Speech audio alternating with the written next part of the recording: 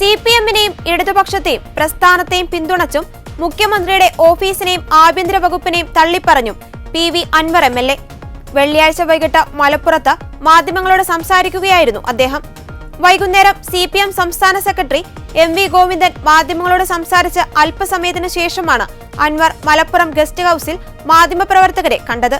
മുഖ്യമന്ത്രിയുടെ political secretary P ശശിക്കെതിരെ Anwar പരാതി എഴുതി തന്നിട്ടില്ലെന്നും എഴുതി തന്നാൽ അന്വേഷിക്കുമെന്നും MV ഗോവിന്ദൻ പറഞ്ഞിരുന്നു. അദ്ദേഹം പറഞ്ഞത് ശരിയാണെന്നും പരാതി എഴുതി കൊടുത്തിട്ടില്ലെന്നും അൻവർ പറഞ്ഞു. താൻ പാർട്ടി വേദികളിലോ പാർലമെന്ററി പാർട്ടിയിലോ പറയാതെ പൊതുവേദിയിൽ ഇക്കാര്യങ്ങൾ ഉന്നയിച്ചത് ഒരു സ്വതന്ത്രൻ എന്ന നിലയ്ക്കുള്ള സ്വാതന്ത്ര്യം ഉപയോഗിച്ചാണെന്ന് അൻവർ വ്യക്തമാക്കി. ADGP അജിത് കുമാറിനെ കുറിച്ച് മുഖ്യമന്ത്രിക്ക് പരാതി എഴുതി കൊടുത്താൽ മുഖ്യമന്ത്രി അത് വായിച്ചു നോക്കി നേരെ പൊളിറ്റിക്കൽ സെക്രട്ടറിക്ക് കൊടുക്കും. അത് അവിടെ ഇരിക്കും, ഒരനക്കവും ഉണ്ടാകില്ല. അതുകൊണ്ടാണ് പൊതുസമൂഹത്തോട് ഇക്കാര്യങ്ങൾ പറഞ്ഞതെന്നും അൻവർ വ്യക്തമാക്കി. സ്വർണ്ണക്കടത്ത് തട്ടിപ്പുകളിൽ മലപ്പുറം SP ആയിരുന്ന S സുജിത് ദാസിനെതിരെ അനിശ്ചിതമായും കാര്യകാരണ സഹിതം വിശദീകരിച്ചുമാണ് അൻവർ സംസാരിച്ചത്. ലോ ആൻഡ് ഓർഡർ ചുമതലയുള്ള ADGPയുടെ പിന്തുണയില്ലാതെ സുജിത് ദാസിന് ഒറ്റയ്ക്ക് ഇത്രയും തട്ടിപ്പ് നടത്താനാകുമോ എന്ന് പലതവണ അദ്ദേഹം എടുത്തു ചോദിച്ചു.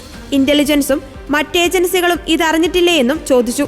മുകളിൽ നിന്നുള്ള പിന്തുണയില്ലാതെ സുജിത് ദാസ് ഇത്രകാലം ഇരിക്കാനാവില്ലെന്നും ADGP അജിത് കുമാറിന്റെ പിന്തുണ ഉണ്ടായിരുന്നുവെന്നും ഊന്നിപ്പറയുമ്പോൾ സ്വാഭാവികമായും ഉയരുന്ന ചോദ്യം, ഇത്രയും തട്ടിപ്പുകൾക്ക് പിന്തുണ നൽകി ADGP അജിത് കുമാർ അവിടെ ഇരിക്കുന്നത് എന്തുകൊണ്ട് എന്നു തന്നെ.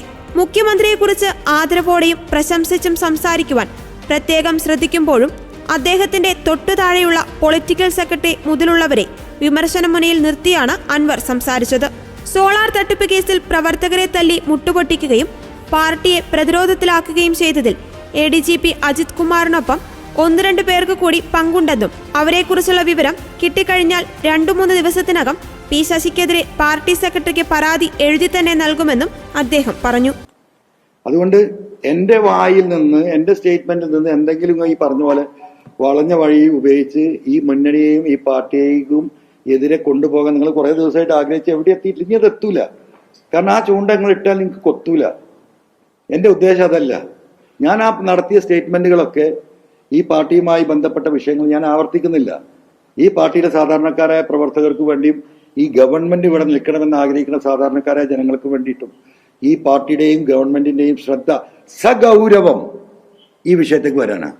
അല്ലാതെ ഞാൻ ഈ പരാതിയൊക്കെ കൊടുത്ത് മുഖ്യമന്ത്രിക്ക് കൊടുത്താൽ ബഹുമാനപ്പെട്ട മുഖ്യമന്ത്രി ഇതെല്ലാം വായിച്ച് നോട്ട് ചെയ്തിട്ട് ഈ പൊളിറ്റിക്കൽ സെക്രട്ടറിക്ക് കൊടുക്കും.